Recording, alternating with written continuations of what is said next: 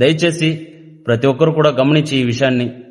ఒక పేదరికం కుటుంబం నుంచి వచ్చిన ఒక విద్యార్థి ఒక పోలీస్ అవ్వకూడదు, ఒక మంచి మంచి జాబుల్లోకి వెళ్ళకూడదు, గ్రూప్స్లోకి వెళ్ళకూడదు. ప్రతి చోట లంచాలతో తొక్కేస్తుంటారు. ప్రతి చోట ఏదో ఒక విధంగా రాజకీయ పరంగానో లంచాల పరంగానో ఏదో ఒక విధంగా ఒక పేద విద్యార్థిని తొక్కేస్తుంటారు.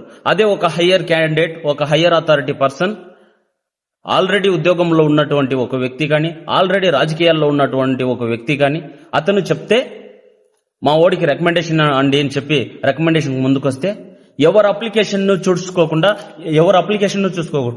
చూసుకోకుండా పేదవాడి అప్లికేషన్ పక్కన పెట్టి ఎవడైతే రికమెండేషన్ చేశాడో వాడు అప్లికేషన్ ముందు పెడతారు. ఇదేం స్వరాజ్యం అండి? ఇదేం సమాజం అండి? ఇదేనా నిజమైన ప్రజా